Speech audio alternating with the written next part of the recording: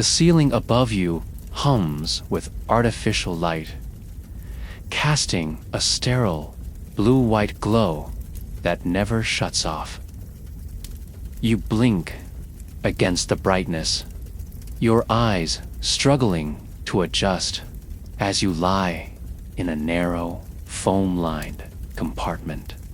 It's not a bedroom, it's not even a room. It's a sleeping pod, just over 2 meters long, half a meter wide, and barely high enough for you to sit upright. The surface beneath you is smooth, government-issued plastic, molded to fit a human body like a factory shelf fits a product. There are no windows, no door, just a sliding hatch with a biometric lock that you don't own. You never have. There's no your place anymore. Not in 2047. You were born too late for that. The right to own a house, a piece of land, a private space you could call your own, was outlawed 6 years ago. You remember watching it unfold in real time, news feeds filled with footage of bulldozers razing mansions, luxury condos being converted into communal blocks, families being escorted out of homes their ancestors had lived in for generations. Your parents used to speak of bedrooms with posters, kitchens with warmth, backyards with trees, but you never saw one, not outside of archived media. You swing your legs out of the pod. They touch the cold, composite floor of the habitation corridor. The hallway is quiet, but never silent.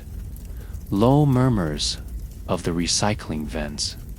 The occasional automated announcement from the housing authority.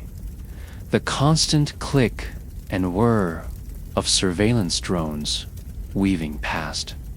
Along both walls are identical pods, like yours, stacked in twos, arranged in a line like coffins on a conveyor belt. Everyone in this facility lives alone by mandate, but you're never truly alone. Every pod, every hallway, every shared sanitation unit is monitored. You step toward the public restroom down the corridor. No mirror, no individual sink, no personal items. You scan your wrist against a panel, and a toothbrush ejects from a wall slot.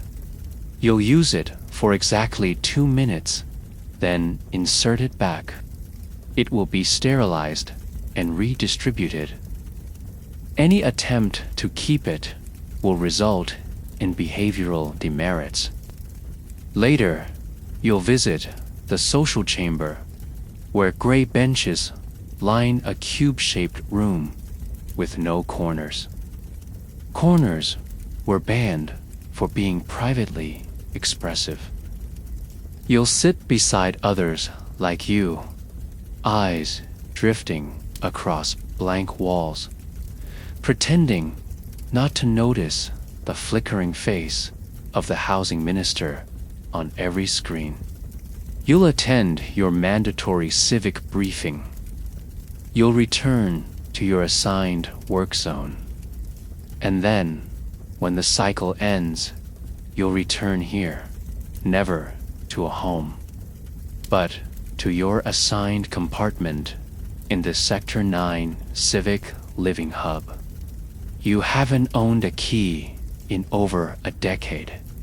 You haven't turned a doorknob. You haven't hosted a guest. You haven't hung a photo or painted a wall. The word mine has been erased from domestic vocabulary. You don't decorate, you don't inherit, and you definitely don't buy property. There is no rent, no mortgage, no landlord. There is only the state and the space it allows you to temporarily occupy. And yet, somehow, the absence of ownership feels heavier than any rent bill ever did. It presses against you like the ceiling light, always on, always sterile, always reminding you this is not your place. It never was. You are a tenant in the human condition, a transient passenger in a civilization that outlawed roots. This isn't just about housing. It's about control, identity, and survival. And now, you're about to discover why you, or anyone like you, would never survive a world where owning a home is illegal. It started, like many collapses do, with good intentions layered over chronic problems no one wanted to fix.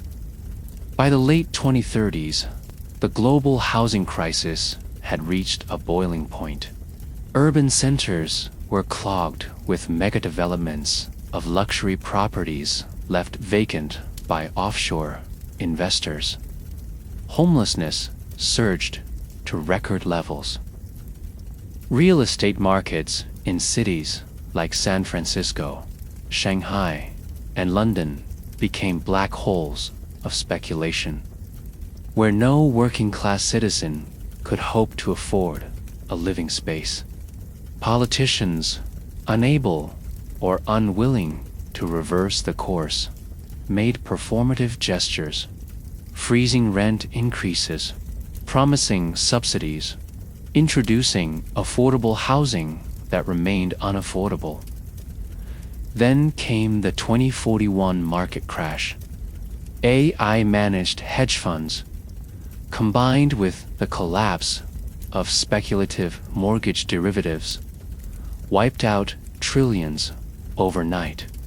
A digital riot unfolded as virtual landlords repossessed millions of homes through automated eviction orders. Real-life security drones dragged people out of their residences within minutes of the notices being served. The footage was unbearable. Children screaming, elderly left behind. Chaos surged into the streets. Protests turned into insurrections.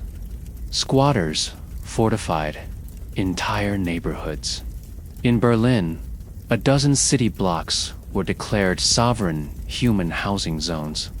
In New York, mobs torched skyscrapers owned by shell companies. Governments responded with brutal efficiency.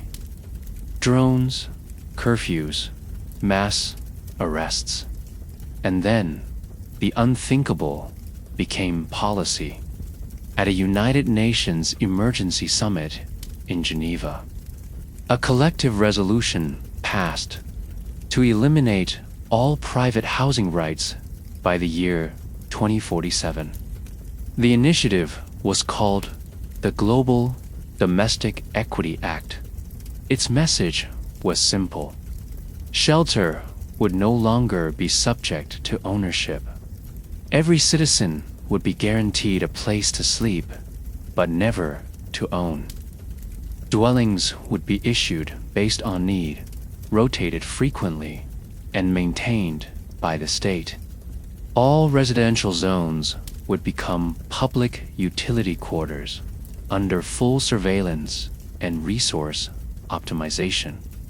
Initially, people celebrated no more mortgage debt, no more predatory landlords, no more living paycheck to paycheck just to avoid eviction.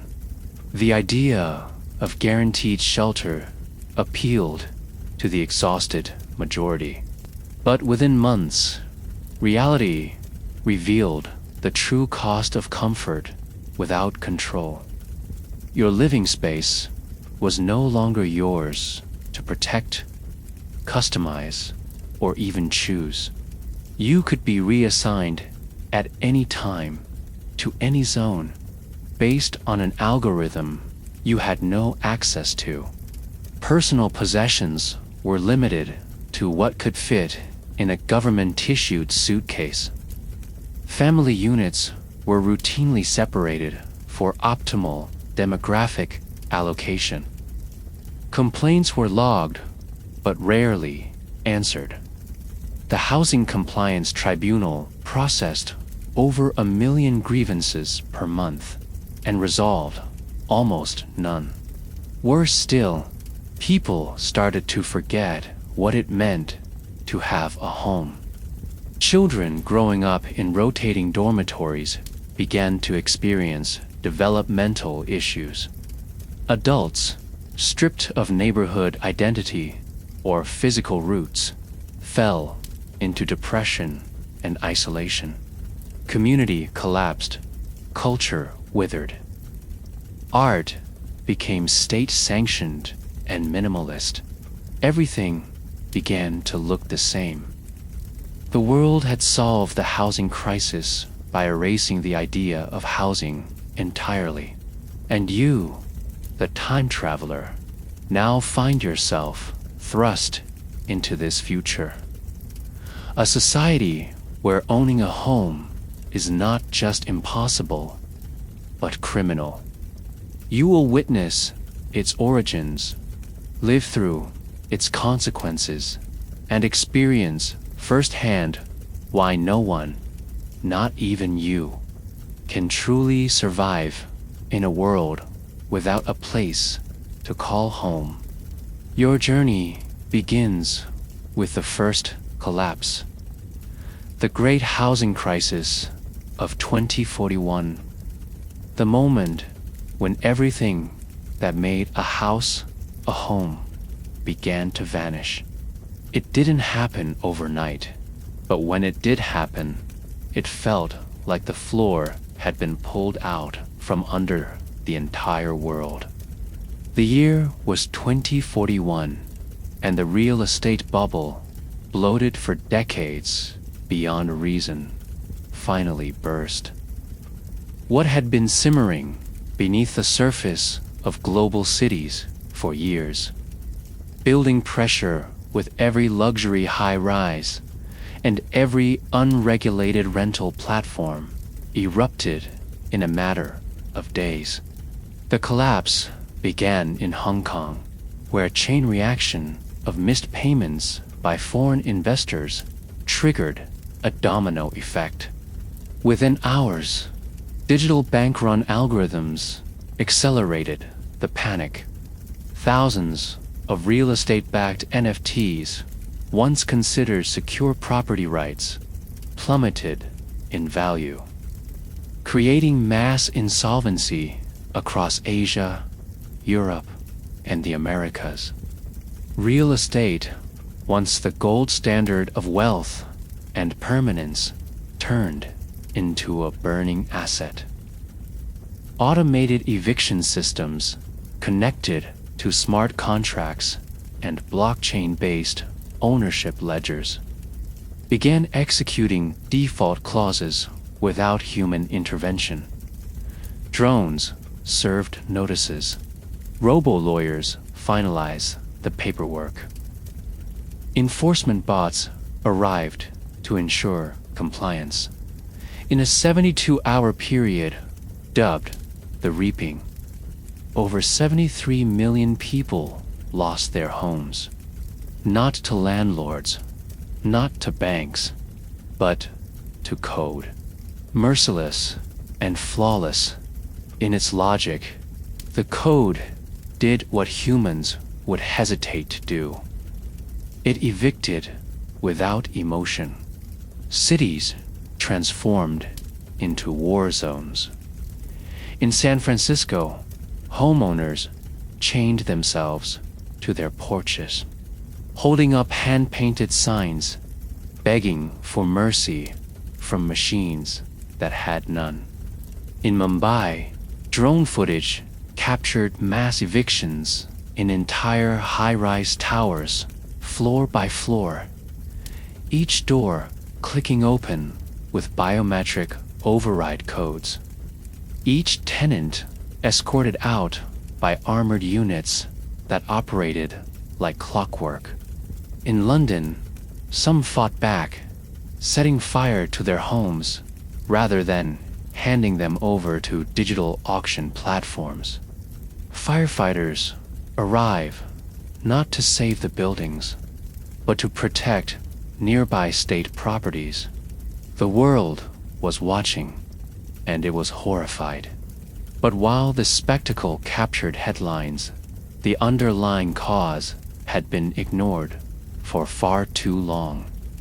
For years, corporations, billionaires, and AI-managed holding firms had acquired vast swaths of residential real estate, leaving homes empty while homelessness soared.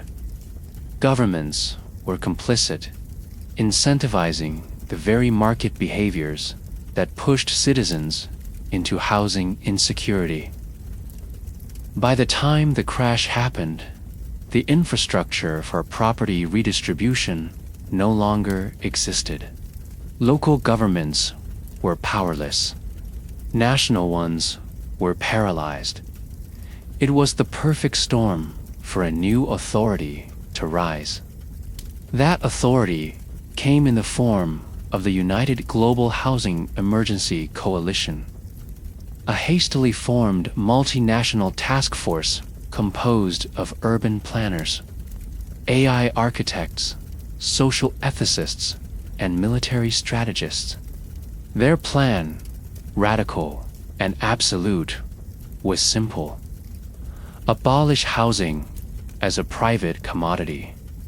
In a public address that echoed through every city in every language, the coalition's spokesperson declared, "Housing will no longer be bought, sold, inherited, or profited from. Shelter is a human right, and as such will be managed by the collective for the benefit of all." The crowd in Geneva applauded. In the slums of Snow Paulo, people wept in gratitude. But in the suburbs of Dallas, in the gated villas of Monaco, in the countryside estates of England, silence followed. The transition was brutal. Within months, all private property was seized under eminent domain. Asset seizures were carried out by AI-directed drone squads with military precision. Deeds and ownership titles became obsolete. People were instructed to evacuate their homes and report to their nearest housing integration center, where they would be assessed and assigned temporary lodging. Resistance was met with non-lethal force, riot gas, disorientation pulses, or electro-submission collars. The old guard of property owners, millionaires, retirees, legacy landholders watched their estates crumble or be repurposed into housing complexes, refugee dormitories, or state offices. You witness this unraveling through the time lens embedded in your retinal feed.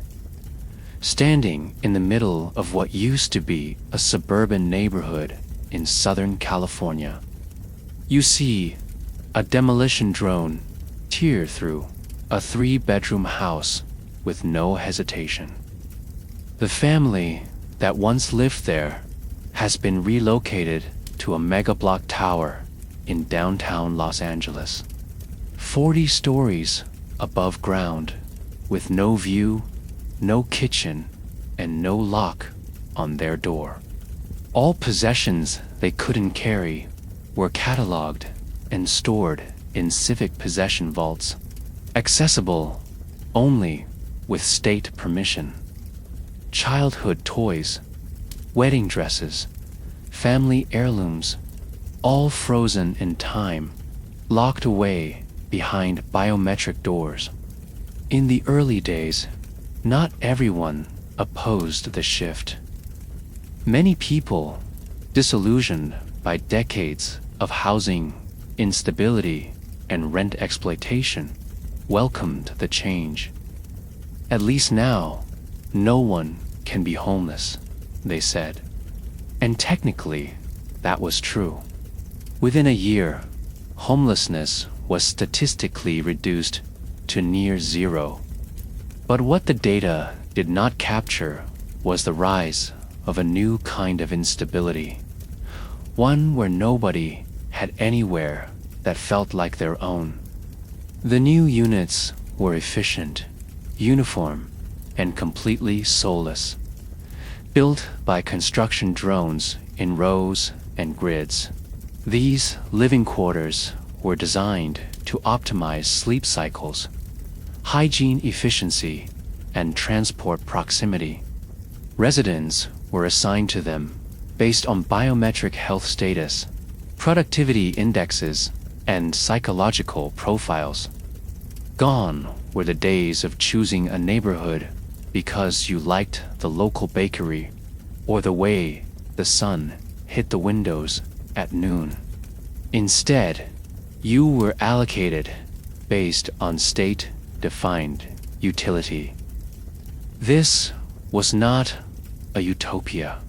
This was urban socialism, weaponized by algorithms. By 2044, private real estate had been fully dismantled across 87 countries. Only two nations held out: Switzerland and Japan, and even they eventually succumbed under trade and humanitarian pressure. The concept of owning land, once the cornerstone of freedom, became classified as a Class C capital offense, punishable by forced relocation, indefinite re-education, and digital credit suspension. There were stories, of course, whispered rumors of off-grid survivors, old money families hiding in underground bunkers, squatter communes setting up camps in radiation zones far from civilization. But these people were branded spatial extremists, their movements tracked, their supplies sabotaged. The state needed complete compliance, and in a world where everything could be surveilled, it was nearly impossible to live in hiding for long. Even the language changed. The word home was replaced in official documentation with state-assigned shelter. School children were taught that the idea of owning land was a form of colonial pathology. TV shows and movies featuring traditional houses were censored or edited to reflect the new norm.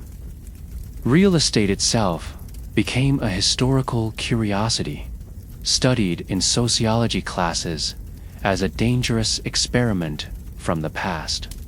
You take one last look around the ruins of the collapsed housing market. The roads are empty. The lawns have been replaced with vertical hydroponic farms. The fences are gone. There is no privacy, no permanence, and no property. All that remains is the constant hum of government drones, monitoring, assigning, and moving people like data packets through a planetary network. You now understand how the world arrived at this dystopian future. But your real test begins not with how it happened, but with how it works day to day. Because next, you'll be placed in one of these facilities yourself, and then you'll experience The true cost of living in a world where choice, comfort, and control were traded away for the illusion of equality. Now that the world has stripped you of ownership, what does life look like inside these sterile, state-assigned residential cubes? In the next section, you enter your government-approved home for the very first time. The building is enormous, a towering slab of gray alloy and glassless openings stretching hundreds of meters into the sky. It casts a shadow so wide that the sun only hits the street for a few minutes each day. You stand at its base, clutching the one thing you own. A translucent, government-issued satchel filled with your identity wafer, sterilized undergarments, and a personal hygiene cartridge. This is Civic Tower B94, your new address for the foreseeable future. You didn't choose this place.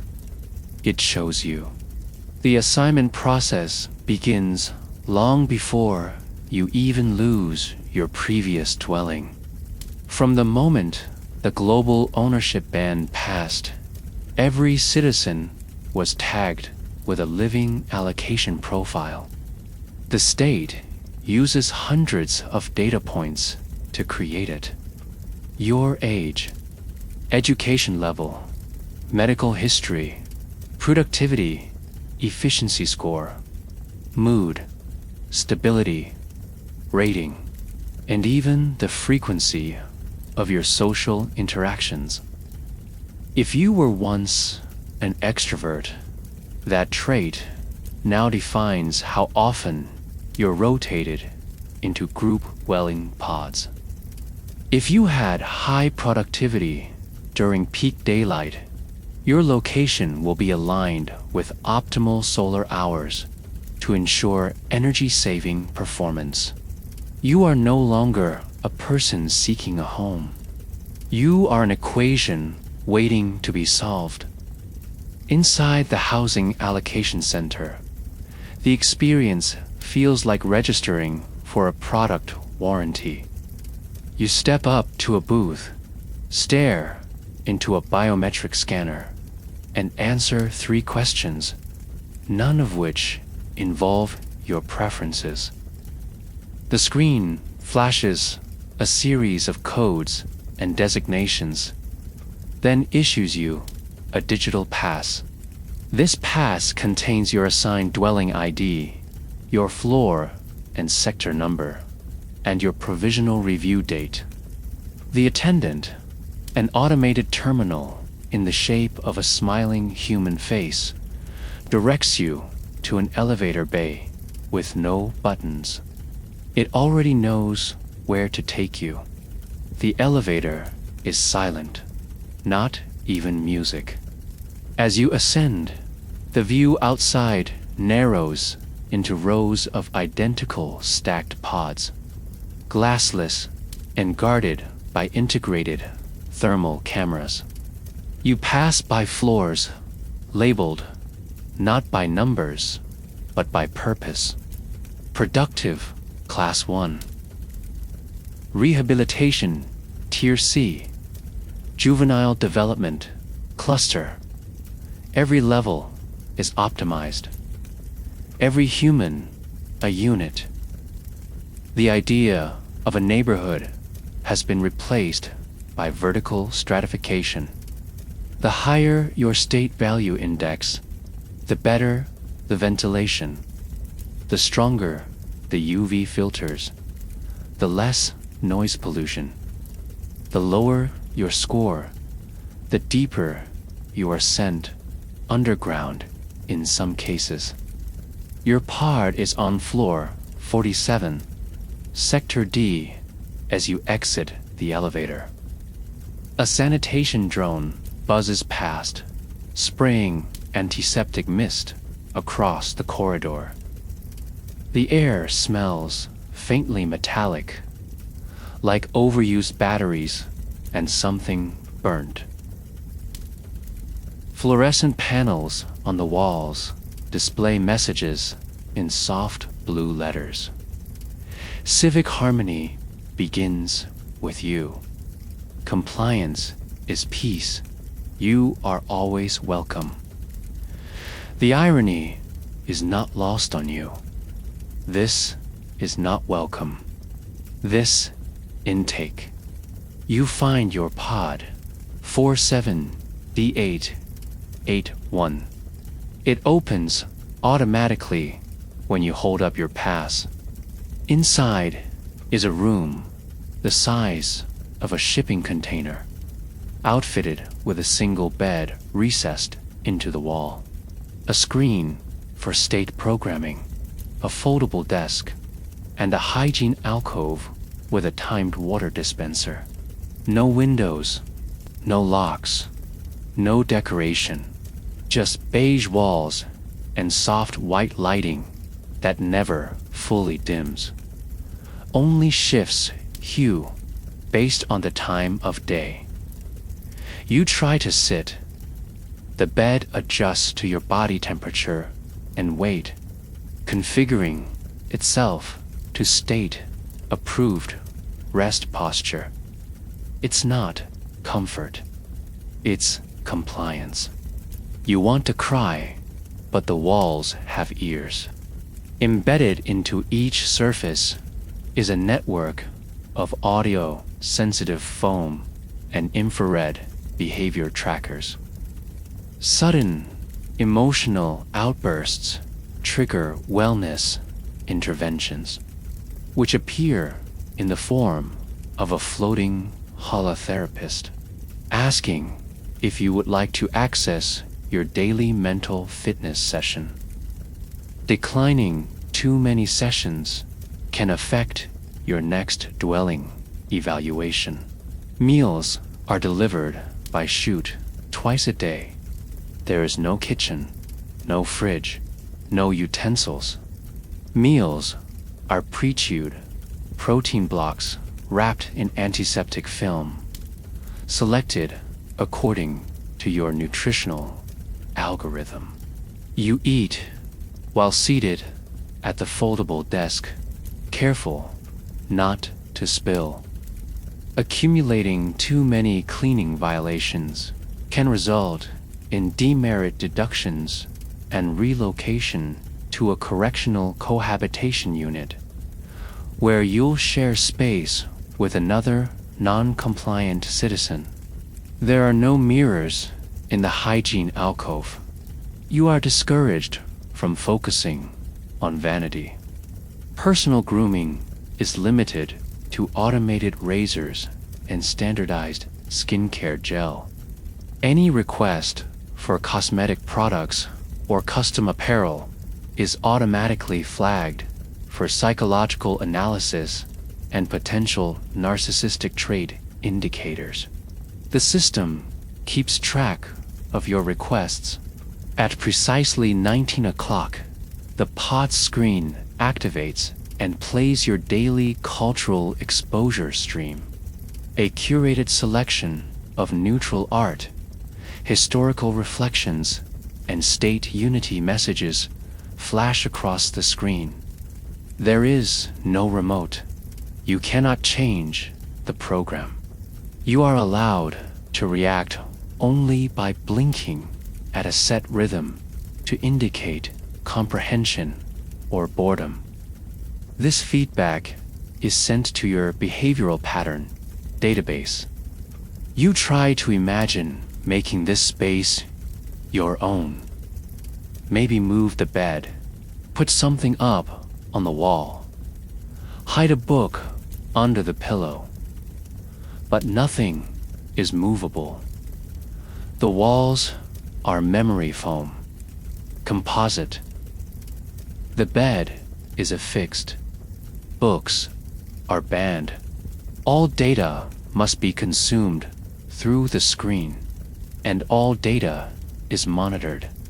Even your dreams, if you wear the sleep compliance helmet, are recorded and evaluated for subversive patterns. Every 30 days, you are subject to reassessment. A drone appears at your door. It scans the living space, checks for violations, measures your biometric markers, and delivers a decision: remain, relocate, or report for integration review.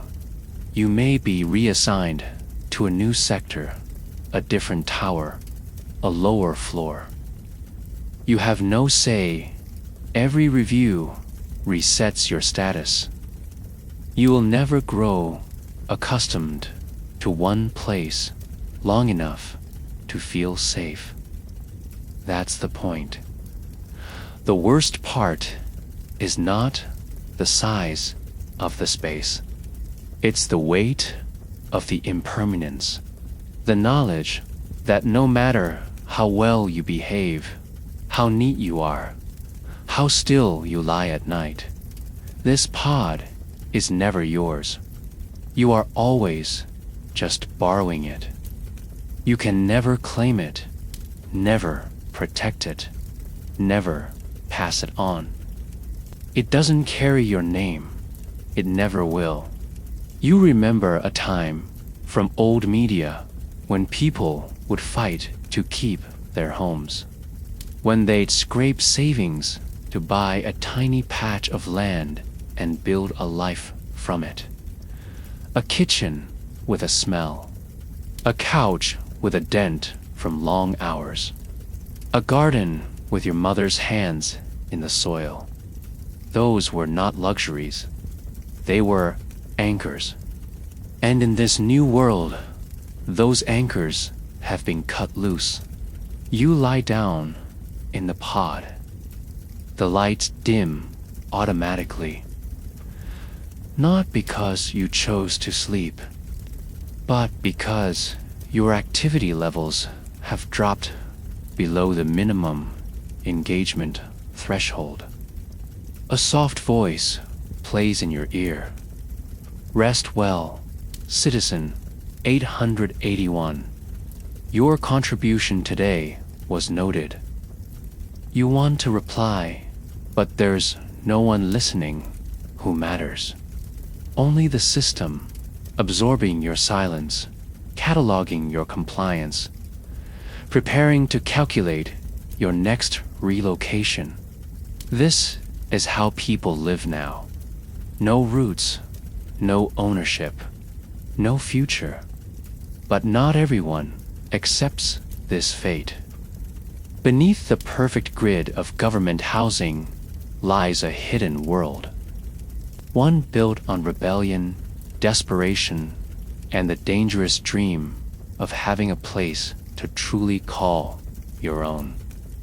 In the next section, you will descend into the shadows of the housing black market.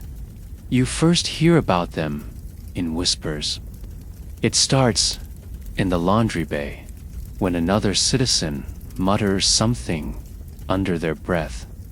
While folding government-tissued linens, you catch a word: the nest. You ask about it, but the expression on their face hardens instantly. Lips pressed together like they've been trained to forget what they just said. Later, in the hydroponics corridor, someone drops a capsule of nutrient gel near your feet and hisses, "Crawl space 12, behind the vent." You pick it up, nod, and try not to look interested. But that night, when the monitoring frequency dips low enough, you investigate. Behind the vent is a narrow passage that descends into darkness. It wasn't part of the tower's official blueprint, and your pass doesn't register it. The walls are old pre-band concrete, dusty and cracked. It smells like rust, mold, and freedom. You descend slowly, shoes scraping against the metal ladder, until you reach a service hallway, so forgotten it might as well be a myth. The only light comes from chemical strips taped to the walls. You move forward, heartbeat racing, and then you hear it muffled voices. Human voices, unfiltered, unmonitored, alive. The corridor opens into a chamber lined with mismatched furniture, threadbare rugs, and books. Actual books with pages and ink. A stove flickers in the corner, warming a stew pot that smells like actual meat. Children play with hand-carved toys. A woman waters a plant in a cracked ceramic pot. No one looks at you like you're a stranger. They just nod, as if they were expecting you all along. This is one of the many hidden sanctuaries in the underbelly of the state-owned cities. This is the black market of housing. They call themselves the nesters, or sometimes the burrowers. To the state, they are criminal dwellers, Class B, subversives. But among themselves, they are family. Many of them were once architects, engineers, city planners, and artists. People who understood how buildings breathe, how to carve out invisible corners in the shadows of the regulated world. When ownership was outlawed, they didn't protest on the streets or appeal to the government. They vanished. They moved underground. And slowly, methodically, they built their own world out of the pieces society discarded. The nesters survive by salvaging. After demolitions, they scavenge building fragments, plumbing pieces, wires, insulation. Every item the state throws away, they reuse. An old elevator shaft becomes a vertical garden. A rusted bathtub becomes a fish tank. A shattered mirror, glued together, becomes a communal message board, etched with poetry and memories. What the government sees as waste, they see as potential. Their structures aren't polished or sleek, but they have something no civic pod will ever offer: soul. These places don't exist on maps. They're fluid, always moving.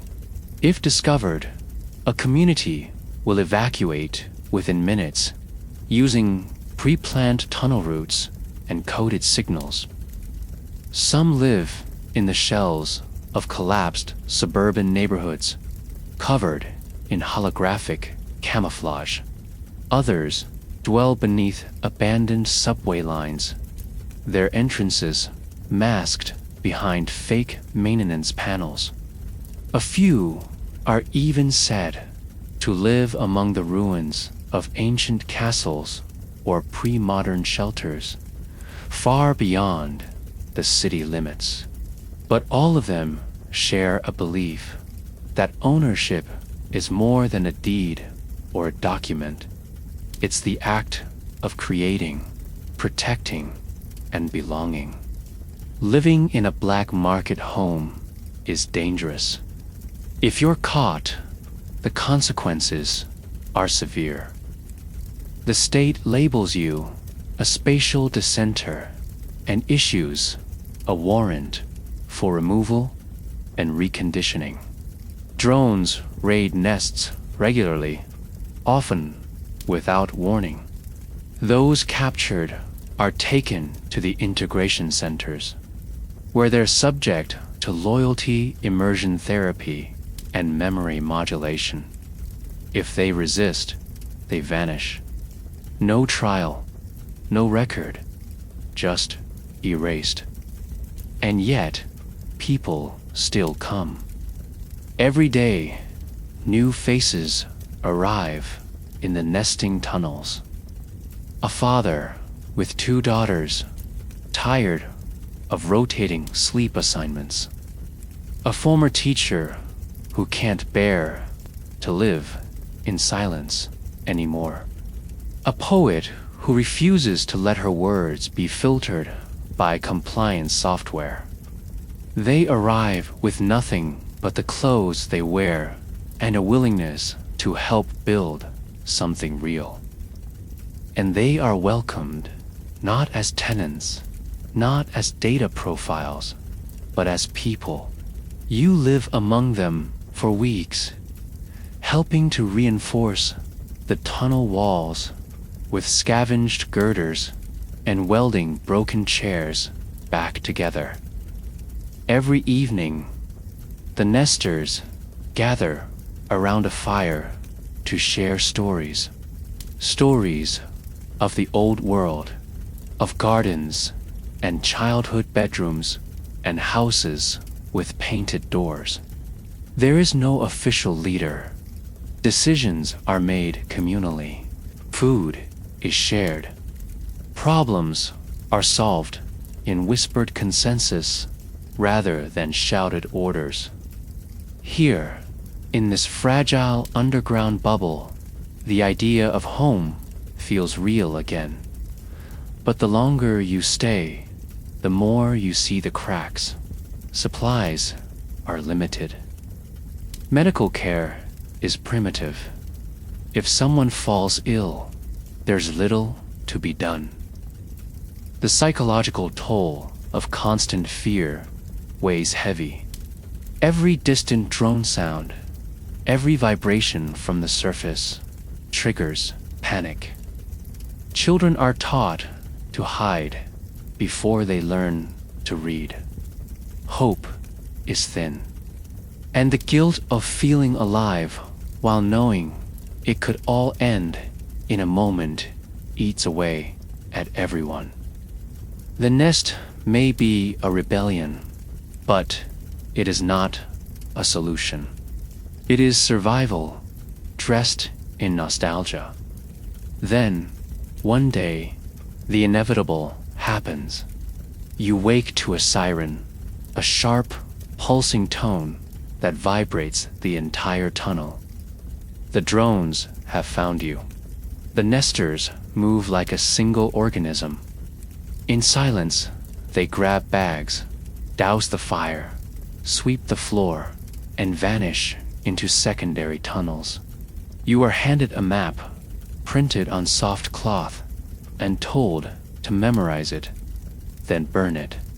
You run, heart pounding, as footsteps and synthetic voices echo behind you. Flashing red lights fill the dark as drones descend with orders to extract or neutralize.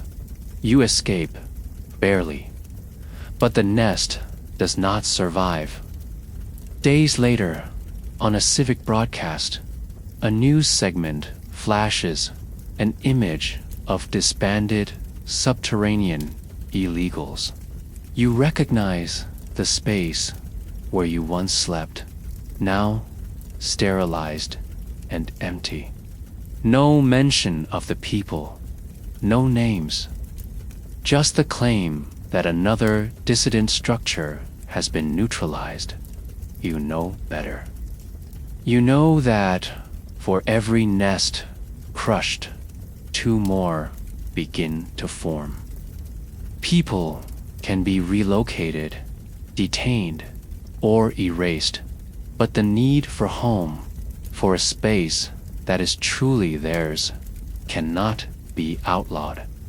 Not really. It's in their blood. In yours. Still, the experience has changed you. The romanticism of resistance has given way to the harsh realization that rebellion comes with a cost. And you begin to wonder, what happens to a society where no one inherits space, where permanence is criminal, and where shelter must be stolen just to feel human. The next part of your journey will show you what happens when the idea of home is not just forbidden, but forgotten. In the following section, we explore the psychological and cultural collapse caused by the end of permanence, the death of inheritance, and the fading memory of what it meant to belong somewhere. You sit in a classroom that doesn't feel like a classroom. It's a learning bay, lined with wall-to-wall screens, pulsing with educational content. The children here wear identical gray jumpsuits, their hair trimmed uniformly, their names encoded as 4-digit identifiers, rather than personal designations. One of them stares at you, eyes full of a quiet confusion. You ask him what he wants to be when he grows up. He tilts his head and answers plainly, "I'll be assigned." You nod, but inside, your heart sinks. You realize he wasn't being cynical. He was being honest. In this world, dreams are relics. The concept of inheritance has been erased. You watch it through the eyes of a displaced society. Before the ban, people clung to heirlooms, old homes passed down, land etched with ancestral memory, photo albums filled with birthdays, holidays, and front porches. But now, none of that survives. When the government seized housing rights, it also revoked the possibility of continuity. Property, once the vehicle for generational identity, was dissolved. All family estates, no matter how modest, were claimed. All personal dwellings were digitized into rotation systems. People didn't just lose their homes. They lost the ability to anchor themselves in time. In this new world, children are born into a system that constantly rearranges itself. Their living pods change every few years, a sign based on data efficiency and demographic distribution. They don't grow up in the same room. They don't draw on their bedroom walls. They don't carve their names into closet woodwork or bury treasures in backyards. These were rituals of permanence, but in a system where nothing stays, memory itself becomes fractured. You visit a state museum, one of the few permitted to preserve fragments of the old world. Behind layers of clear carbon glass, you see a brass key. The plaque reads, "Residential Entry Device, 20th Century." Beside it, a sepia photograph of a smiling couple standing in front of a brick house with a mailbox and a rose garden. A small girl clings to the woman's leg.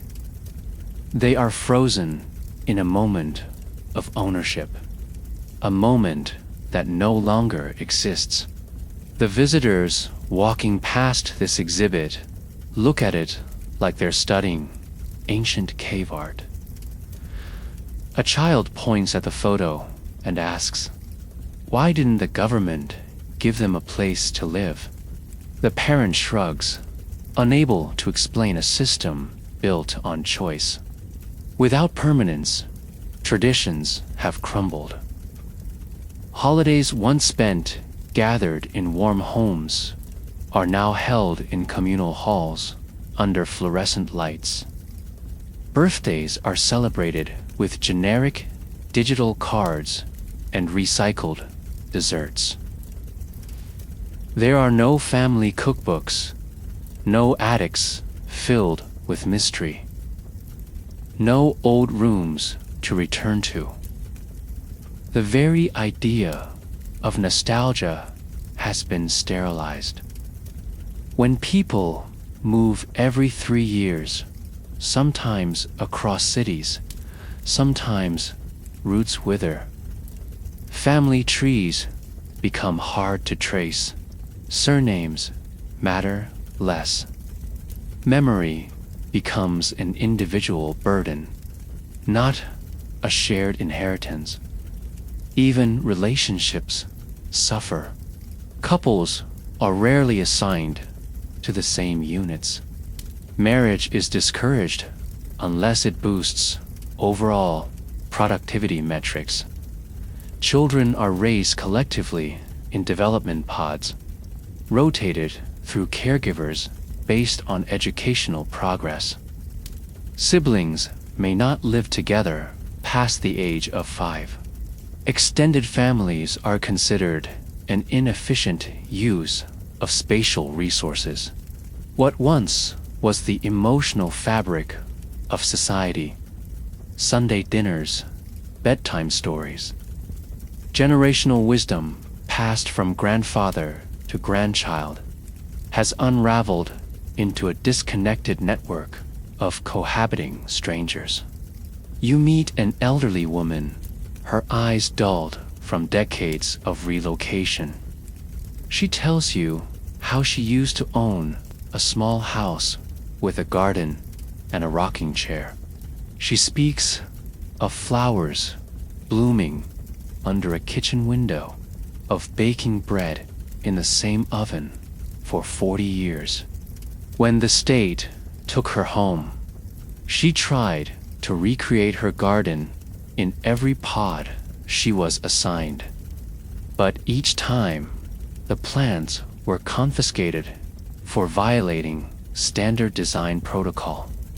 Now, she keeps a single seed in her pocket, a sunflower seed she's never planted, just held, like a fossil of a past that once had texture and scent.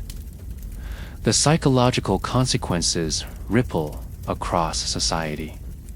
Anxiety disorders skyrocket. People begin to experience what is now officially classified as spatial displacement syndrome, a condition marked by emotional fatigue, chronic rootlessness, and impaired identity formation. Counselors employed by the state offer group therapy sessions in which citizens are encouraged to identify not with place, but with purpose. But purpose, when prescribed, is no substitute for home. Without a place to settle into, to call their own, to shape and be shaped by, citizens grow restless. Their inner lives begin to resemble the very walls they live in, blank, efficient, sterile. Cultural identity suffers too. Ethnic enclaves, once rich with music, scent, and community bonds, are dissolved. Zoning policies enforce diversity through artificial redistribution, but in doing so, they erase heritage. Languages fade. Recipes vanish. Celebrations become state-approved. One-size-fits-all festivals lacking the intimacy of personal tradition. In the name of equality, uniqueness is erased. Everyone is equal because everyone is equally disconnected. You begin to realize the true horror isn't the absence of walls or doors. It's the absence of roots, of history, of permanence. The home was never just about shelter. It was a narrative a lived story told through creaking floorboards and sun-faded curtains. In this future, that story has no chapters. Some create digital archives of their memories. Others form temporary memory circles, groups that meet to recall smells, textures, voices that time has stripped away. But these are fading fires, flickering against a cold concrete night. You look into the eyes of those around you and see the same hollow understanding. Without inheritance, the future is a sequence of disconnected presence. You are always arriving, never returning. This is why you will not survive. Because human beings are not built to float. They are built to root, to return, and to remember. Without that, you may breathe, you may function, but you will not truly live. As the homes disappeared, so did the spaces between them. The suburbs, the very idea of retreat and quiet and continuity, vanished. In their place rose towering monoliths of efficiency. In the next section, you will rise into the vertical labyrinths that replaced our neighborhoods and see how the death of the suburb birthed a new and terrifying urban order. From the sky, the land once looked like patchwork, an endless sprawl of neighborhoods. Lawns, driveways, and two-car garages stitched together by winding roads. These were the suburbs, built on the promise of stability and escape from the chaos of the city. They were the places where families grew, where identities formed, and where the American, European, and middle-class dreams were planted. But now, when you look down from a surveillance drone's feed, that patchwork is gone, bulldozed, flattened, replaced by gridded efficiency. What remains are vertical shadows, monolithic towers rising from concrete slabs. Like gravestones for the dead idea of private life, the eradication of the suburbs happened in waves, quiet at first, then brutal. After the global housing collapse and the abolition of ownership, suburban regions were deemed inefficient. Too much land per household, too much travel time, too many maintenance requirements. Governments reclassified suburbs as spatially redundant zones. Under the Urban Compression Act of 2045, these areas were targeted for rapid redevelopment. Within a year, millions of houses were leveled by demolition bots. Green lawns were scorched, swimming pools filled with rubble, sidewalks turned to dust. The goal was compression, to move as many people into as little space as possible. What replaced the suburbs were megastacks, hypervertical living complexes designed by AI to optimize population density, energy usage, and behavioral control. Each megastack could house up to 400,000 individuals. These weren't buildings. They were ecosystems. Entire cities stacked on top of themselves, layer by layer. Each floor was a zone. Living, working, eating, bathing. The boundaries of private and public life dissolved completely. You're assigned to visit one such structure, Unit 12 of Megastack Delta, from the outside. It appears like a jagged obelisk stabbed into the earth. Its sides are ribbed with rail systems for cargo, drones, and external maintenance bots. The surface is dark gray, streaked with solar strips and defensive netting. A dense fog surrounds its base, not from weather, but from the geothermal heat exhaust that circulates constantly to keep internal systems regulated. Entry is through a pressurized chamber where your body is scanned, sanitized, and evaluated. Inside, the first sensation is noise. Not loud, but constant, an omnipresent hum of machinery, airflow, and distant foot traffic.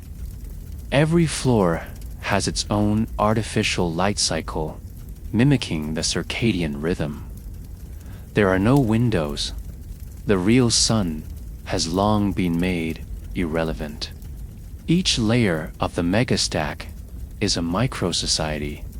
On floor 3000, you find hydroponic farms managed by agro-citizens. On floor 3500, children are raised in development corridors under robotic supervision. On floor 3800, you make your way through residential clusters. There is no variance.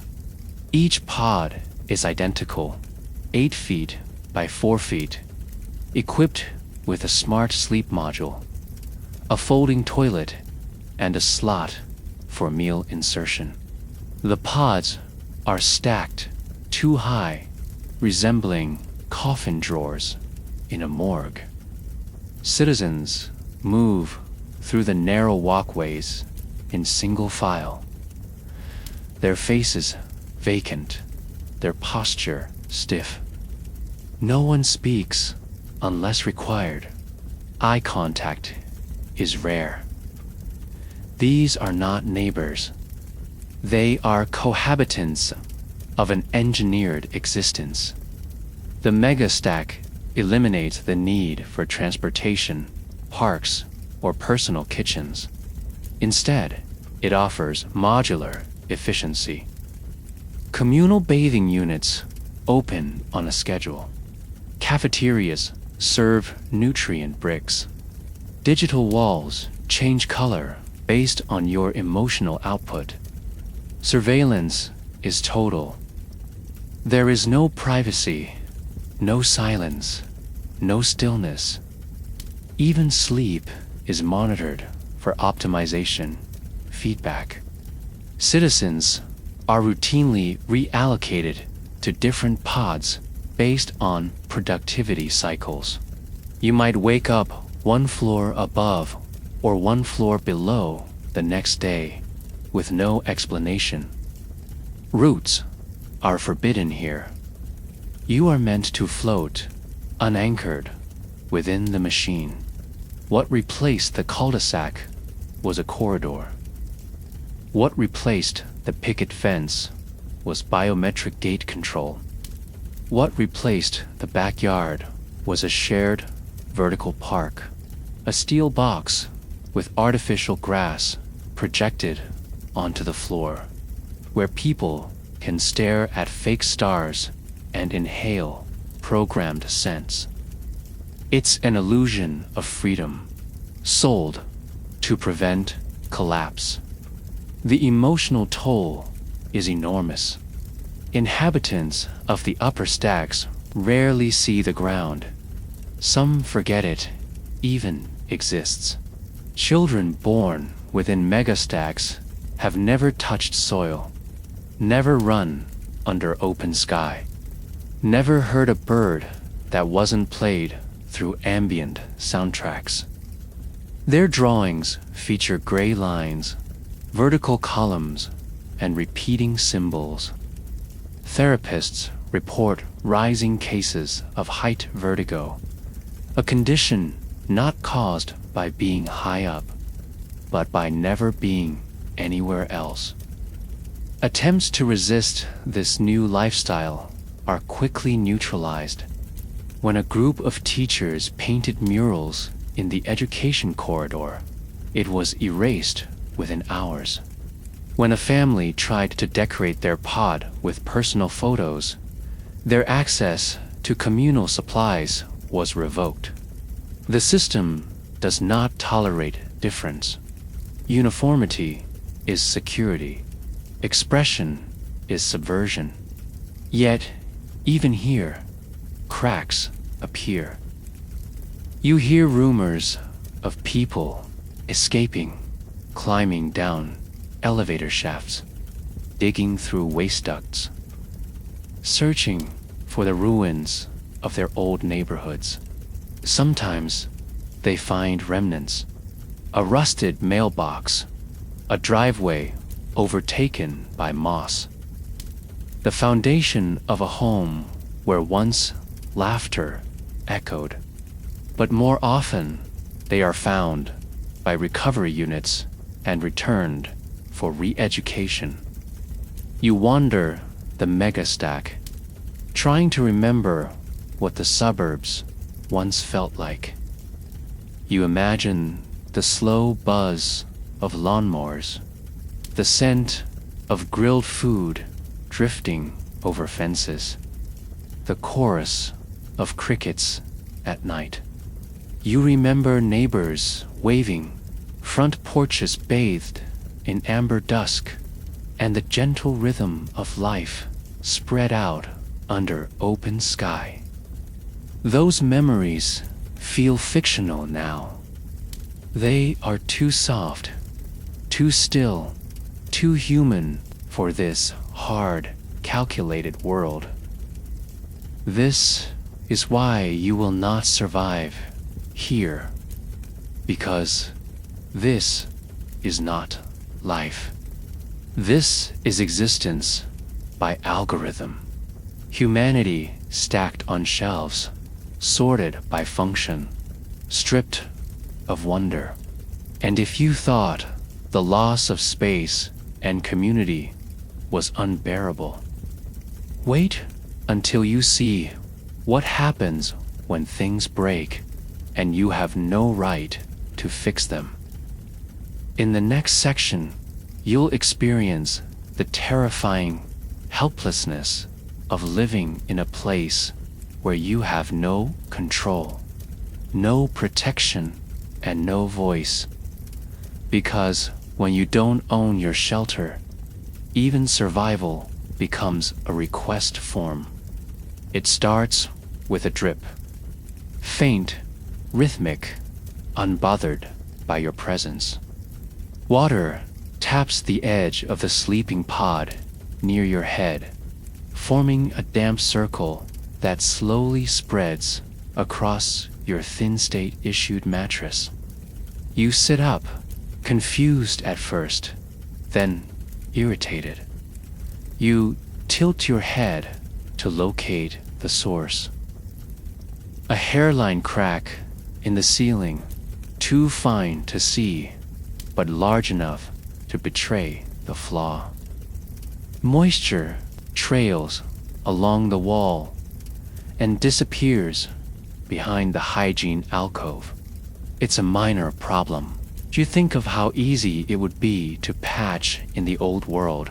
Sealant, a cloth, maybe a phone call to maintenance. But not here. Here, you do not own the walls. You do not own the roof. You do not even own the mattress that is now soaking beneath your spine. Any attempt to fix the leak yourself will be logged as unauthorized tampering with government-issued structural materials. The punishment ranges from a behavioral demerit to pod reassignment, or worse, a probationary relocation to an open dormitory zone. So, you do what you've been trained to do. You file a report. You press your hand to the screen and speak. Leak observed. Sleep Pod 199A. Ongoing moisture. Requesting repair. The screen confirms the submission. A line of blue text appears. Ticket received. Estimated response time 12 to 14 days. You stare at it in disbelief. 2 weeks. You cannot live like this for 2 hours. You try again. Add urgency to your tone. The screen flashes red. Duplicate request detected. Please avoid redundancy. Abuse of the system may result in review. You sleep that night with your legs curled away from the drip.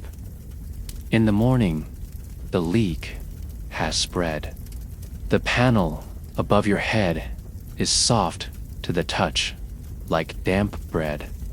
Mold begins to bloom along the seam. It smells faintly of iron and decay.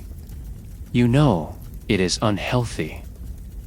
You also know that reporting health risks only adds more layers to the bureaucratic process. You would need to request a mold evaluation, then wait for a sanitation drone to perform an atmospheric scan. Then submit another repair ticket depending on the results. The system is not designed to be swift. It is designed to be structured. You aren't the only one. The neighbor to your left has a buzzing light panel that flashes unpredictably every few minutes. They've submitted 3 tickets. Each one was closed without resolution. The resident below you reports frequent power surges that fry their data reader. They've taken to borrowing access terminals on other floors, each time with a note of apology and a tight, exhausted smile. There's no maintenance staff you can speak to directly. The building itself is managed by an autonomous core, the Civic Infrastructure Intelligence Node. If the node deems a repair non-critical, the request is deprioritized.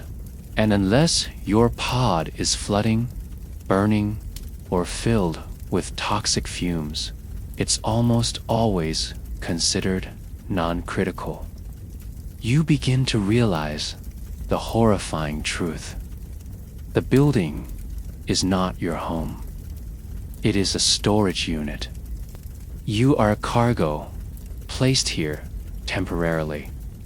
And when the walls around you decay, it is not your right to intervene. It is your obligation to wait. You are not allowed to touch the wiring, the vents, or the panels. Even minor modifications, like hanging a cloth to absorb dripping water, can result in penalties for unauthorized spatial alteration. The very idea of maintenance becomes foreign. You don't fix where you live, you endure it. It's worse in the lower stacks.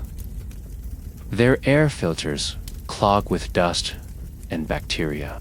The heating cycles misfire, plunging pods into freezing temperatures. Infestations of bug-stinny, hard-shelled things that chew through synthetic cloth become common. The people on those floors stop filing reports altogether. They already know the answer. It will take weeks, if the node even responds at all. One man, desperate after a pipe burst, flooded his sleeping pod, tried to fix it himself using scavenged tubing. He posted a photo of his handiwork on the Civic Net, hoping it would inspire others. The next morning, his pod was empty. No one knows where he was taken. The post was removed. His name erased from the floor roster. All that remains is a clean, reassigned pod and silence. Your own situation worsens. The leak begins to affect your sleep. Your bedding grows heavier with moisture, and the smell becomes unbearable. You start experiencing chest tightness and headaches. You file a medical complaint. It is denied. Symptoms not classified as emergency by Health Index AI. You begin to fantasize about tearing down the panel and fixing the leak yourself. The idea feels dangerous, rebellious. It is the thought that makes you feel most alive in weeks. But you don't act, because fear holds your hands down. What does it mean to live in a place you cannot touch? A place where you must ask permission to protect your own well-being. It means you are not a resident. You are an occupant, a renter without a landlord, a patient without a doctor, a citizen without power. The very essence of home, the ability to shape, repair, and maintain your space, has been stripped away, and with it, your agency. You speak to a maintenance drone one day as it hovers by on its inspection route. Please, you say, gesturing to your ceiling, just look at it.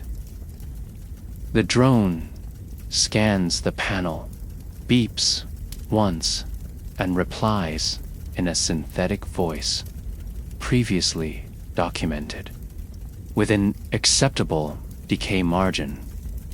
Ticket will be reevaluated next quarter.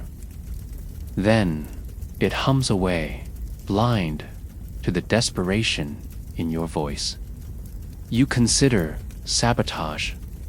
Maybe if the leak spreads far enough, short circuits a panel, causes damage to adjacent pods, the node will be forced to respond. But then you remember, destruction is a crime. Intentional property damage leads to corrective reallocation or even exile from structured housing. You have nowhere else to go. The black market nests have been destroyed. The outside world offers only desolation. So you sit and wait and rot alongside your shelter. This is not just a logistical failure. It is psychological warfare. The system has designed these living conditions to be just bearable enough to avoid rebellion, but cruel enough to erase the will to resist. You are taught that comfort is indulgent, that survival is not a right, but a privilege, one that must be earned through perfect compliance. Eventually, your leak is patched. A drone arrives, unannounced, sprays a layer of rapid seal foam, and disappears before you can say a word. The new panel doesn't match the others. It is a different color, slightly warped. You're grateful, but only briefly, because now you know how fragile the whole structure is, how indifferent it is to your suffering, and how powerless you truly are when you live inside something that can crumble, but which you are forbidden to fix. But if the decay of the walls around you feels invasive, wait until you see what happens when the building itself starts watching you from the inside. In the next section, you'll discover how every breath, every word, and every glance is recorded and analyzed by the very home you never truly owned. Welcome to the era of surveillance integrated housing. The first thing you notice is how quiet it is. Not silent, quiet. The kind of quiet that feels watched.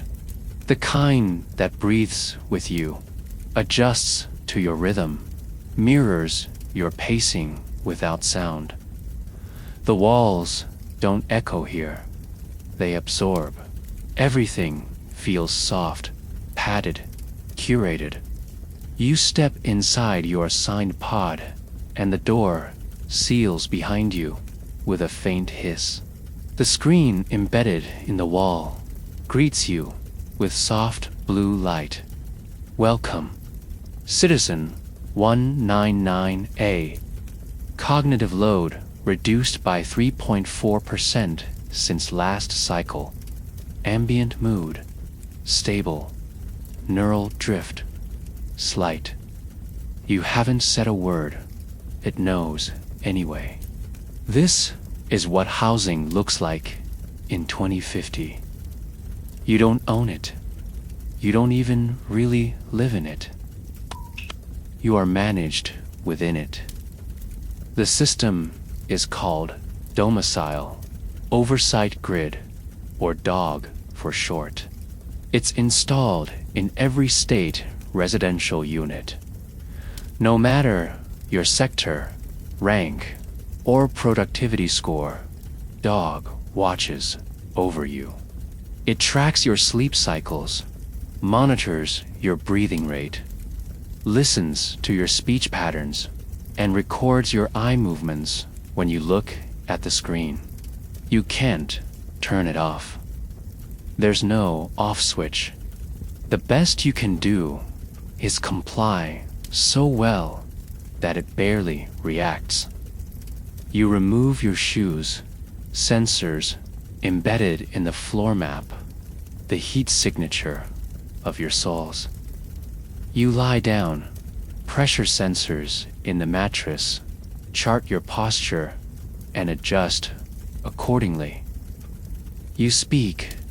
DOG analyzes your vocal pitch and cross-references it with known markers of agitation, depression, or deceit. You shower. The water records skin cell residue, which is sent to health analytics centers for biometric evaluation. Even your silence is data, especially your silence. DOG's core directive is habitat optimization, but that phrase doesn't mean comfort. It means control. If your stress levels rise, the light shifts from blue to green. If your resting heart rate drops too low, the pod temperature increases by 2 degrees. If your voice becomes erratic, your screen begins a slow scroll of calming visual affirmations. You are safe. You are supported. You are seen. It is all very calm, all very polite, but none of it feels like your choice. You soon realize DOG isn't just watching your health, it's watching your beliefs. In the education corridor, your response time to civic loyalty questions is measured. In the social bay, your facial expressions are parsed for signs of dissent during unity broadcasts. DOG is designed to detect anomaly. Any deviation from expected emotional or behavioral patterns triggers an alert.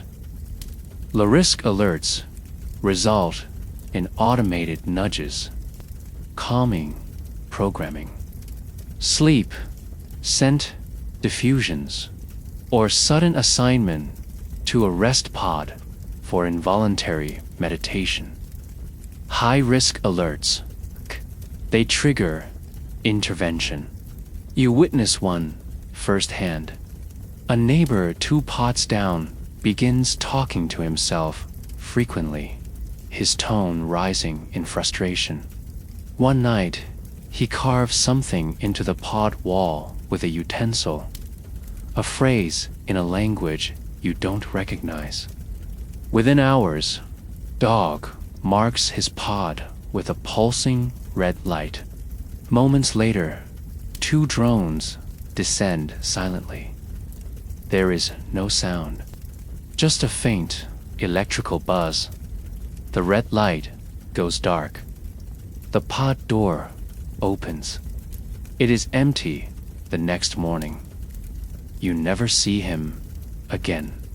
People learn to behave in ways that don't feel like behavior. They train themselves to think within lines, to smile when uncertain, to never ask the same question twice. Some become so embedded in the rhythm of surveillance that they forget what unsupervised life felt like. They sleep with perfect posture, breathe in regulated cycles, and censor their dreams out of instinct. This isn't paranoia, it's adaptation. Surveillance isn't a presence anymore, it's a condition. You try to test the system just once. You stare into the mirrorless wall and whisper a question. Are you real? No response. But later that day, your pod's temperature drops slightly. Your meals change flavor.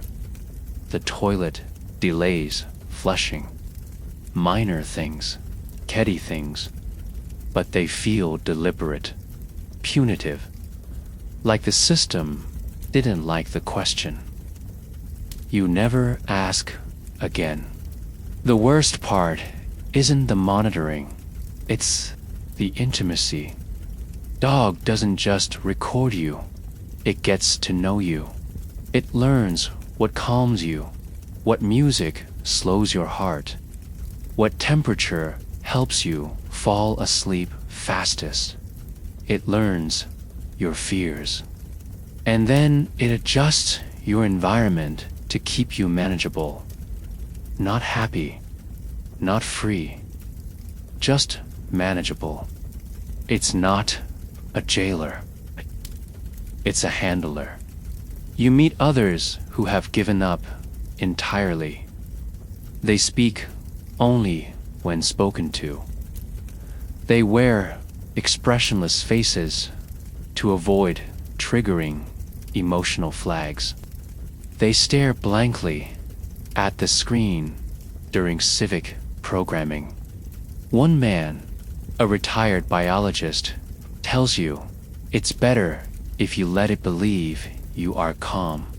If dog thinks you're stable, it won't dig deeper. He hasn't been reassigned in 5 years. He wears his emptiness like a shield. What once was a home has become a mirror, one you cannot escape. The walls learn you. The floor remembers you. The light adapts to you. You never get to close a door, drop your guard, or whisper something you know no one will hear. There are no secrets here, only signals. You realize now why ownership mattered so much, not just because it gave you space, but because it gave you boundaries. A home was once a place you could retreat to. Here, you retreat into the system itself. Every action becomes a performance. Every breath, a calculation. The act of living is indistinguishable from the act of being observed. Eventually, The line between what you feel and what dog wants you to feel begins to blur. You wake up unsure whether you're rested or just complying. You smile at someone and forget whether it was genuine. You find yourself pacing your pod, knowing the floor is counting your steps and wondering if fewer will help reduce your anxiety rating. This is not protection. This is programming, and you are the experiment. But as your body adjusts to being controlled, your mind begins to crack. What happens when a person is denied space, denied control, and denied privacy for so long that they no longer remember what it meant to feel human? In the next section, we explore the emotional breakdown of a society that craves home like oxygen, and the devastating toll that absence takes. You begin to dream in rectangles. Everything you see at night is gray and featureless, just a series of rooms without color or scent or warmth. The dreams are never vivid. They are sterile, just like the life around you. No trees, no voices, no doors that open to anything unexpected. You wake up without emotion, no fear, no hope, just a flicker of confusion that quickly fades as DOG's screen flashes your daily briefing. Another cycle begins. Another reminder that this pod, this corridor, this tower, none of it is yours. At first, you thought you could adapt. Everyone around you had. They stopped reminiscing. They stopped asking questions. They recited civic pledges like poetry, smiled through mandated social hours, accepted reassignment notices without protest. You thought you could do the same, but something within you resists, quietly at first. It shows in the way you pause a little too long before saying thank you to the machine, or how you find yourself staring at old graffiti scrawled behind a hygiene module. A faded heart with 2 initials, now scratched out, but still echoing something more real than the world around it. The craving doesn't come all at once. It sneaks in like a memory you didn't invite. A smell you haven't encountered in years. Burnt toast, pine wood, candle wax. You try to hold onto it, but it slips. It makes your chest ache. You want something, but you don't know what to call it. It's not freedom. It's not space. It's something older, something deeper, and then it hits you. You miss home. Not the pod, not the tower, not the sector or your assigned region. You miss home. The smell of your mother's couch. The sound of a floorboard creaking under your father's step. The warmth of a blanket that wasn't state-issued. The clutter of your first apartment. The ugly chair you kept because it had history.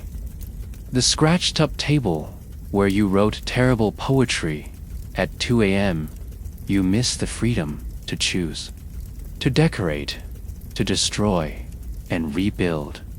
You miss the right to make something your own. You are not alone in this.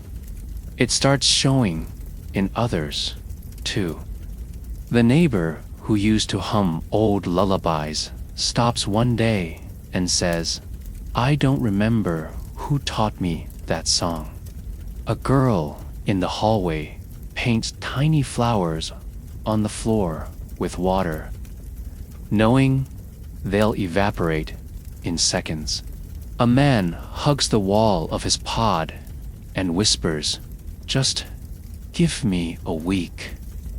Just 1 week to call this mine." People begin to hoard memories. A chipped cup hidden beneath the mattress.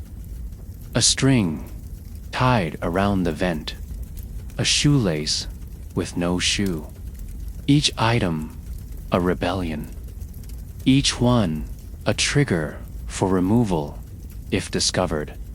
Emotional instability becomes rampant. The state classifies it as a persistent environmental displacement syndrome. But labels don't help. Sleep disruption soars. People report vivid nightmares, not of violence, but of being lost, wandering endless towers with no way back. Dreams of a door that opens to nothing, of knocking on walls and hearing no reply. Mental health sessions become mandatory. Drones administer sedatives in the nutrient paste. Emotional calibration software is updated weekly. None of it works.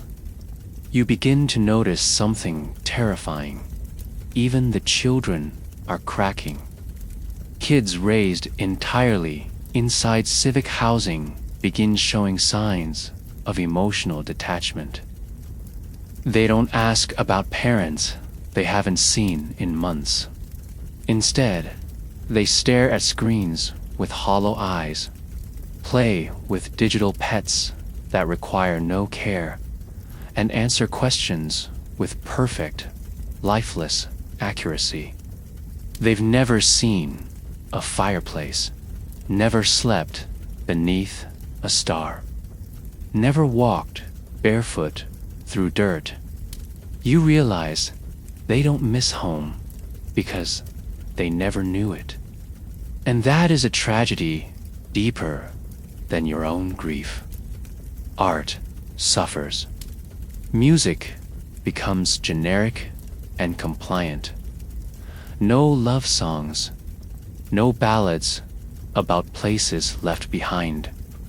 Just chants of unity, efficiency, state loyalty. Poetry is algorithm generated. Literature is sanitized. Stories of families, houses, traditions. These are labeled pre-collapse romanticism and restricted to archival access only. Those who still create privately do so with stolen materials, carving into vents, drawing on walls, whispering lullabies into cracks at night. Their work survives for hours, sometimes days, before dog removes it. But while the art is erased, the need behind it only grows. One day, you visit an underground archive, hidden between the foundation pillars of an older tower. It's maintained by a silent group of memory keepers. They've collected fragments of the old world, Polaroid photos, love letters, a child's drawing of a house with smoke curling from the chimney. You hold that drawing in your hands, crayon, bright colors. The roof is red, the windows are uneven. The tree next to it has a tire swing. It's imperfect, but you can feel it, more alive than anything you've seen in years. A woman beside you begins to cry. No sound, just tears falling onto a wrinkled newspaper clipping. You ask what it is. She shows you an obituary, her father's. She never got to bury him. He died during reassignment. His body was repurposed for state compost. There was no ceremony, no gravestone. That clipping is the only proof he ever lived somewhere, belonged somewhere, mattered. The archive is raided days later. You don't know who betrayed it, but you see the smoke rising from the vents. The memory keepers are taken, the artifacts destroyed, the drawing with the red roof gone forever. You feel something snap inside you, not rage, but a hollowness that threatens to swallow your entire being. For the first time, you understand that it's not just about shelter, it's about meaning. And when people lose that, they begin to die while still breathing. You return to your pod and sit on the floor. You touch the wall where the leak used to be, now patched with a mismatched panel. You close your eyes and try to imagine what it would feel like to be safe. Not just physically, but emotionally. Safe to stay. Safe to own. Safe to say, this is mine. This is where I belong. But you can't. And that is why you will not survive. Because even if your body adjusts, your mind and soul cannot endure a life without roots, without home, without memory. And yet, some still try to fight back.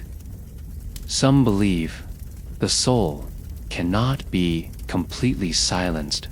In the next section, you'll witness the desperate uprising of those who dared to reclaim the right to shelter, only to face the brutal reality of rebellion in a world that no longer recognizes the concept of privacy, place, or permanence. The revolution began not with a riot, but with a symbol, a key, carved from wood, simple and worn. It was passed hand to hand beneath tables in social bays, dropped into laundry bins, hidden inside protein packets. A message without words, a silent reminder of something that once meant safety, ownership, legacy. The state, for all its surveillance, didn't notice at first. Tote the algorithms, it was meaningless. But to the people, it was everything. The rebels called themselves the Keyholders. They were not soldiers.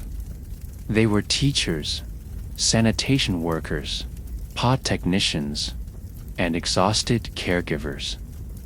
They met in unused ventilation corridors, in maintenance shafts, in the voids between floors where DOG's sensors faltered. They shared stories of grandparents who planted trees in backyards, of living rooms filled with music, of kitchens filled with steam. These weren't just memories, they were sparks, and from those sparks, fire grew. By early 2062, whispers of resistance had spread across 20 megastacks. Small acts of defiance turned into coordinated sabotage. Screen broadcasts were overridden with messages that simply read, "You deserve a door that locks. At first, dog tried to contain it. But algorithms are no match for imagination. The rebels spoke in poems, in song lyrics, in touch. A single knock on a pod wall, followed by a pause, then 2 more knocks. A rhythm that spread like a heartbeat across the buildings. Then came the action. On March 17th, 2062, at precisely 4 o'clock Civic Standard Time, keyholders in Megastack Game of 14 broke into the lower control hub. They disabled the local dog system, cut power to the surveillance grid, and opened hundreds of pod doors. For a moment, a real breathing moment, people saw each other without filters, without commands, without permission. They ran, they laughed. Some cried, others knelt and touched the floor, feeling the cold metal beneath their hands, as if it were sacred. They hung bed sheets with drawings. They hugged without speaking. They claimed space. For that hour, they were alive. The response was merciless. By 5 o'clock, armed civic recovery units had surrounded the megastack. Drones flooded the hallways with neurodampening gas. Electromagnetic pulses reset the tower's infrastructure, rebooting every light, every screen. The keyholders were isolated, tagged, and removed. The footage, broadcasted globally, was edited to show smiling recovery officers helping confused citizens return to civic order. The real footage never surfaced, but survivors whispered what they saw. Black-bagged figures dragged from ducts. Murals scrubbed away with acid foam. Books incinerated on stainless steel slabs. In the aftermath, the government implemented the Zero Privacy Initiative. Until then, surveillance had limits, thresholds, even etiquette. No more. From that day forward, every inch of state housing was mapped, monitored, and mined in real time. DOG 2.0 was deployed, a neural interactive system that didn't just observe, but anticipated. It didn't need to hear your voice to know you were upset. It didn't need to see your face to know you were lying. It could sense guilt in your breathing pattern, detect resistance in the tilt of your posture. Privacy was no longer restricted. It was eliminated. Physical privacy dissolved. Every pod was fitted with 360-degree vision. Bathroom stalls became transparent from the outside unless engaged in officially timed functions. Sleeping pods no longer had manual entry points. Meals were administered directly into sterile mouth trays. Any attempt to personalize a space triggered an immediate warning. Second violations triggered reallocation.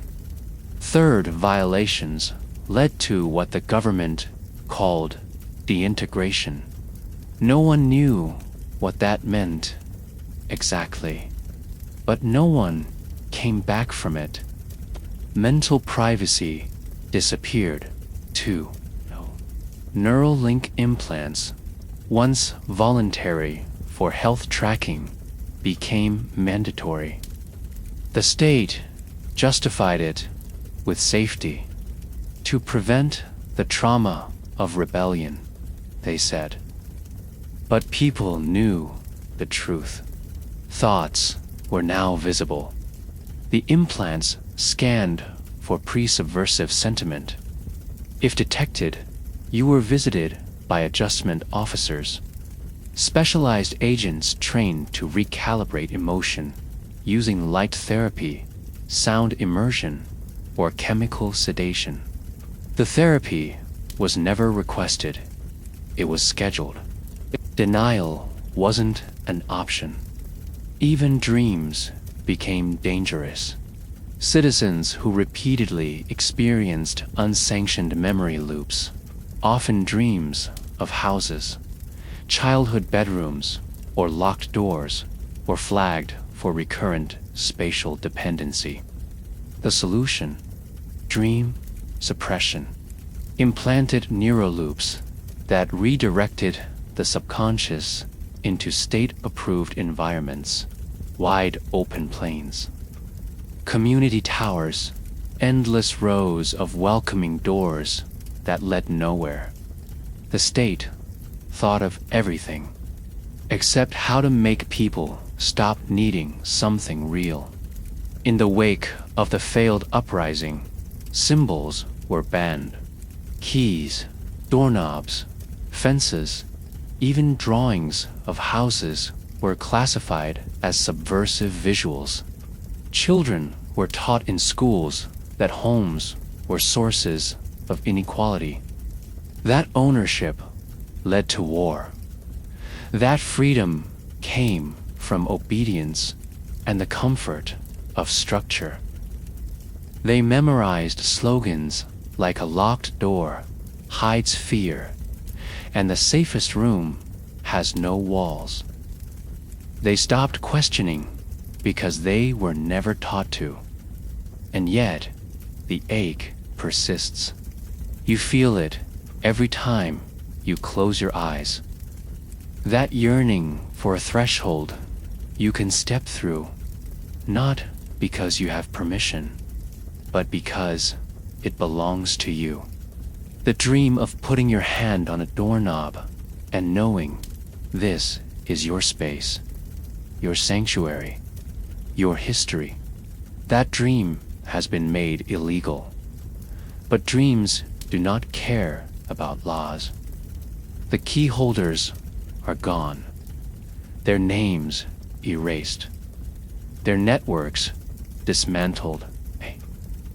But you still find their symbols scratched into metal rails, woven into the fabric of stolen blankets, whispered in coded lullabies.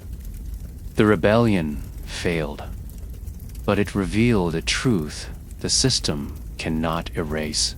People will always long for a place to belong, not because it's assigned to them, but because they chose it, because it chose them.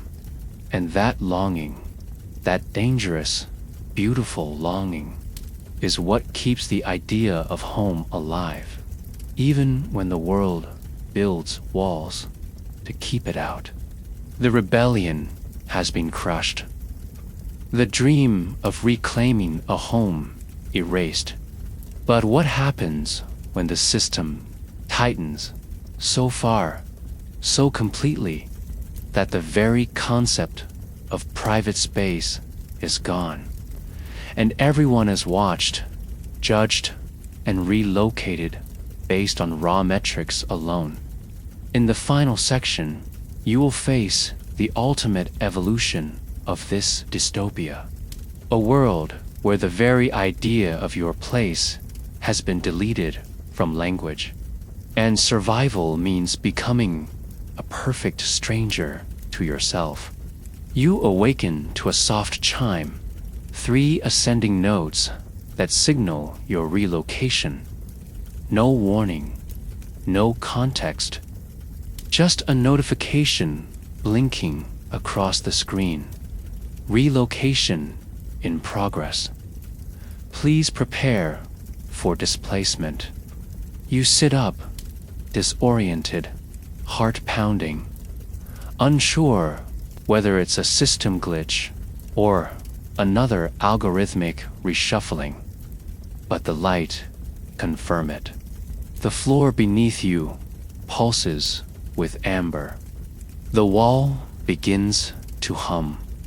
You have 60 seconds to gather everything you own, which amounts to a thermal shirt, a hygiene cartridge, and a printed state journal. You stuff them into your satchel and wait.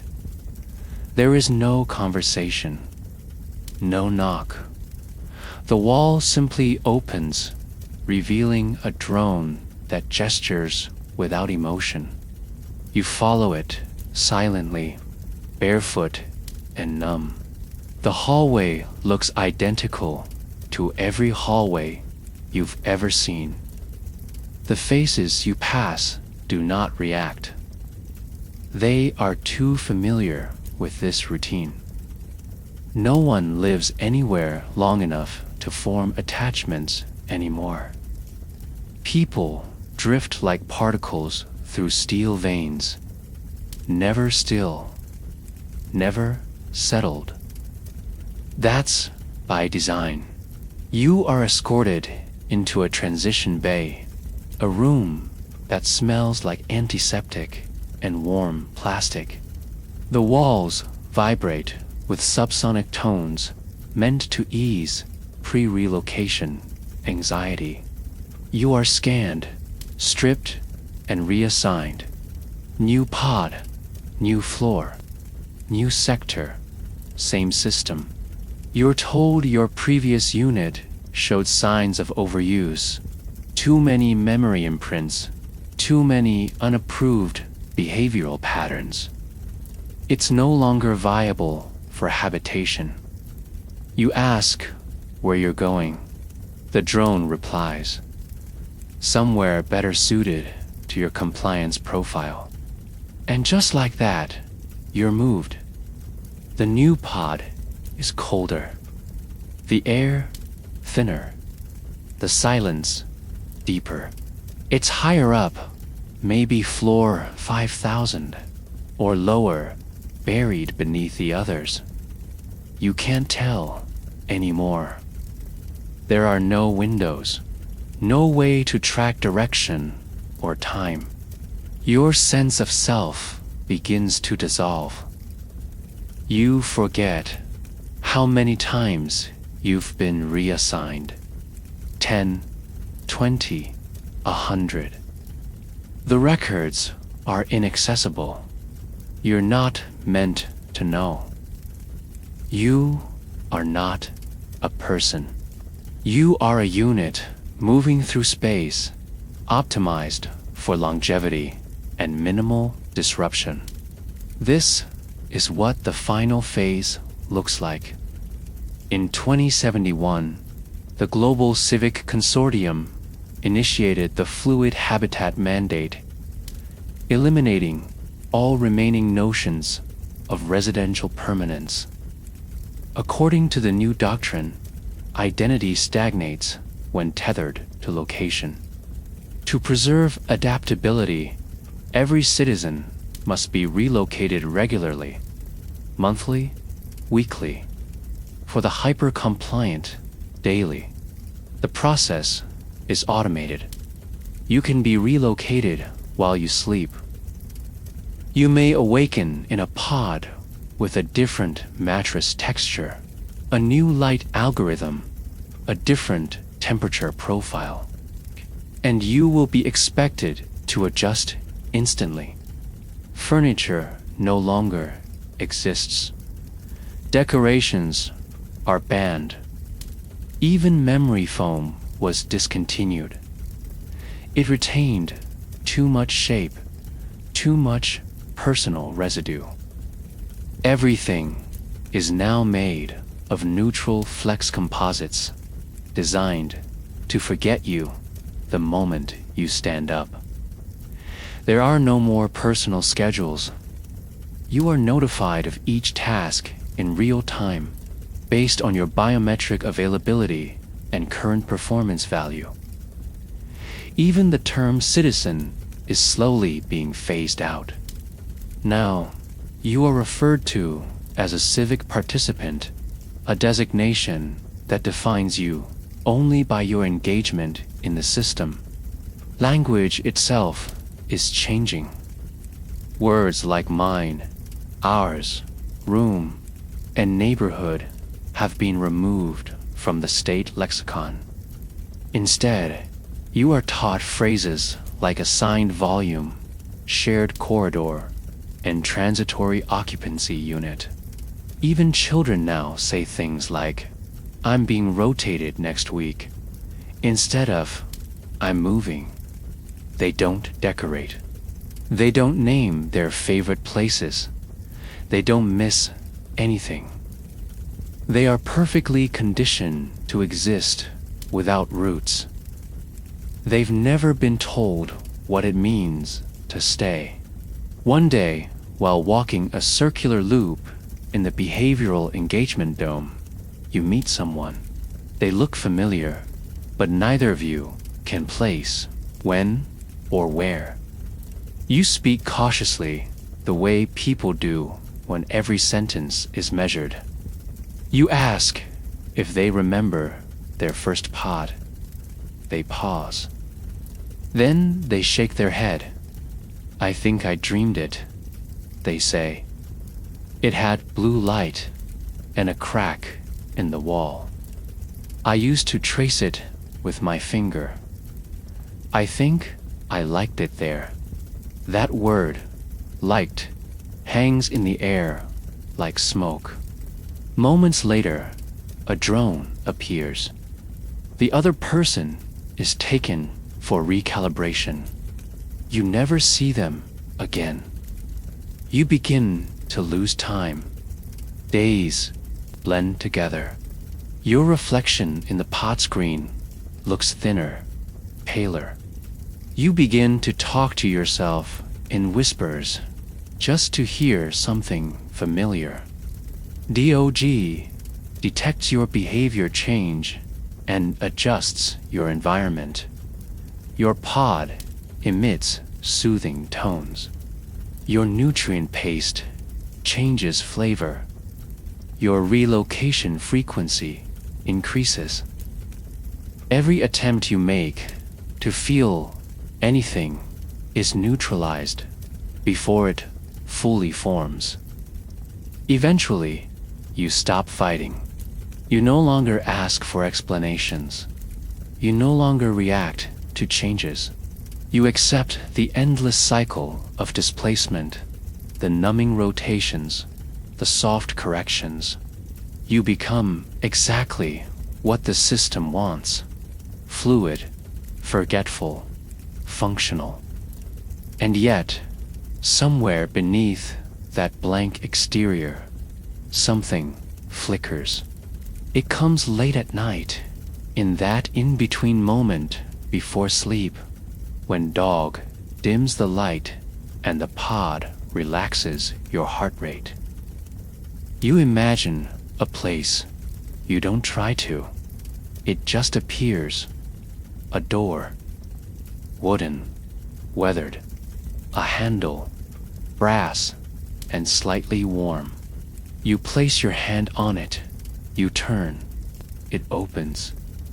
Inside is a room. Not big, not perfect, but yours. A bed you remember sinking into. A picture on the wall. A plant on the windowsill. Sunlight, silence, warmth. Then the image is gone, erased by the next scheduled sleep cycle. But you carry it. A trace, a breath, a ghost of a place you never owned but always needed. A place that was never designed by metrics or assigned by algorithms. A place with a name, a history, a soul. And you realize this is why you will not survive. Because humans were never meant to live like this. Not stacked, not monitored, not shuffled like files in a database. They were meant to stay, to build, to love, to remember.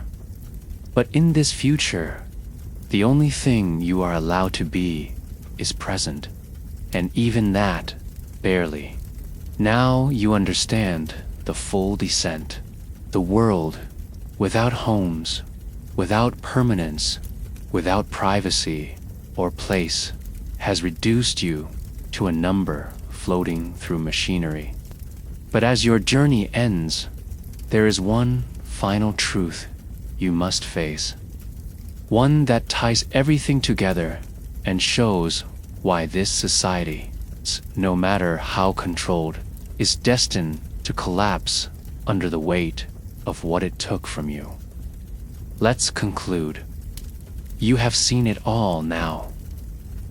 From the moment the idea of private housing collapsed, through the rise of state-assigned pods, the quiet rebellion of the nesters, the psychological decay of a displaced people, the rebellion crushed under steel and silence, and the final erasure of the self in a world without permanence. At each step, what was lost wasn't just space. It was meaning, purpose, memory, humanity. You came into this world thinking shelter was a structure. You leave it knowing shelter was a soul. This is not survival. This is sedation. A civilization built on data and order, but hollowed from within. The more it optimized life, the more it extinguished what made life worth living. It wasn't the ban on doors or fences or mortgages that broke society. It was the ban on belonging, on being somewhere. Not temporarily, not conditionally, but deeply, irrevocably, as part of a place you could call your own.